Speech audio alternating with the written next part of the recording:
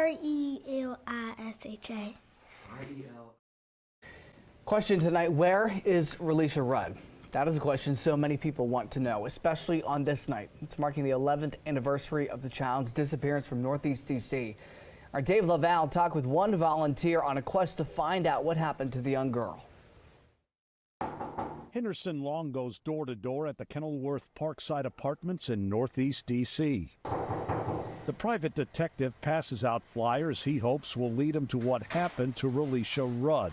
The 8-year-old girl vanished back on March 1st, 2014.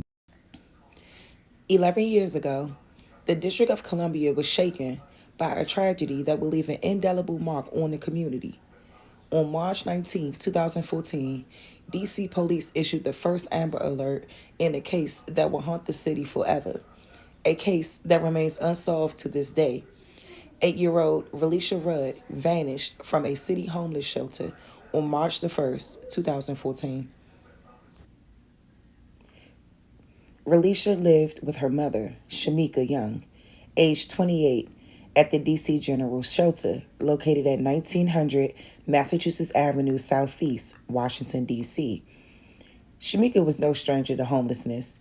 She had faced her own struggles with abuse and trauma during her younger years, where she stayed in foster care until she aged out.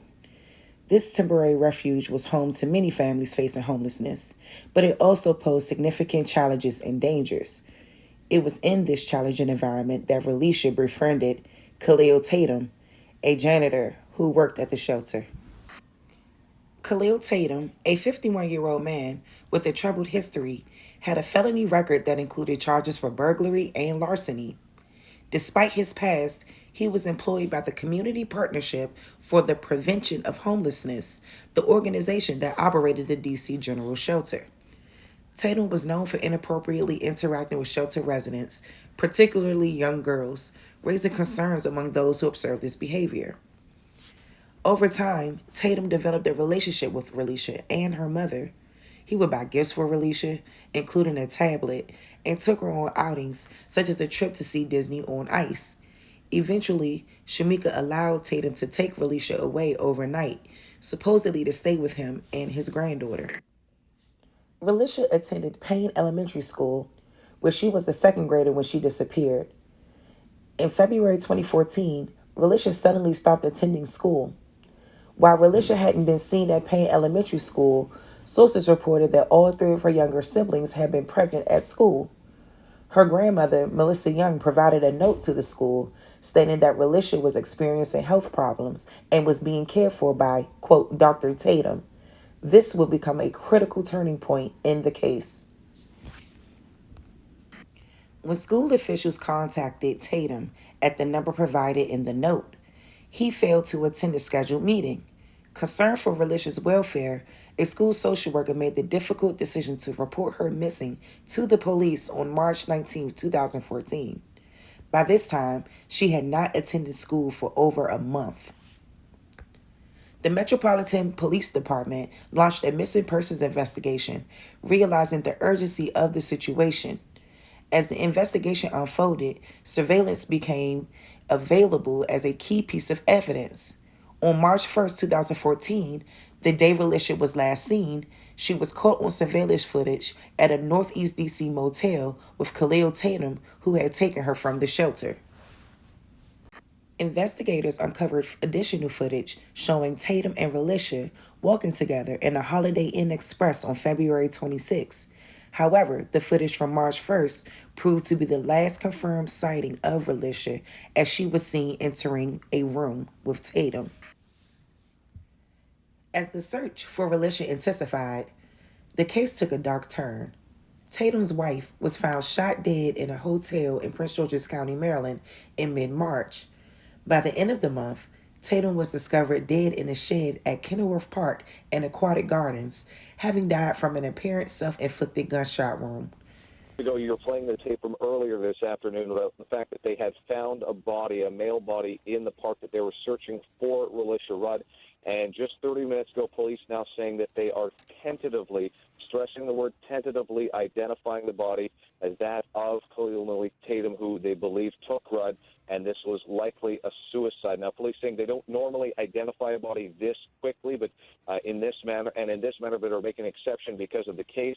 They're saying that they can offer this tentative identification through his physical appearances and the fact that what they found is consistent with the information of what led them to the park in the first place. And the official confirmation will still have to come from the medical examiner, along with how long that body has actually been there. In an effort to keep her daughter's story alive, Shamika Young appeared on the Steve Wilkos Show in October 2017, where she was pressed by both Relisha's stepfather and Steve Wilkos himself in regard to Relisha's disappearance. She returned to the show in May 2021 to provide an update on the ongoing search for answers. My stepdaughter was missing on the 19th. That's the day I found out, is when the world found out. Antonio, you know I didn't have anything to do with my daughter's disappearance. Why would you come out your mouth like that? You don't act like a mother is grieving. They got an 8-year-old child missing. I never seen you cry. Oh, you seen me cry. I never you seen me cry. You cry. What do you believe happened to your daughter? When I called a family member up, she didn't make it to the destination where she was supposed to go at. She was supposed to be going to the emergency room. Who was taking her there? My mother. How did you not know that she had been missing for 18 days? I didn't have any contact. Why?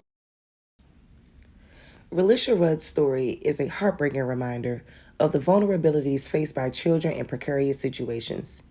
It underscores the importance of vigilance and community awareness in protecting our children. As we continue to seek answers in the wake of her disappearance, it is crucial to keep her story alive and advocate for the safety and well-being of all children. This is the conclusion of my video for Relisha Rudd. If you all like this content and would like more like it, please like, share, and subscribe. Please leave your comments in the comment section. And you all stay safe and make sure that you take care of your children.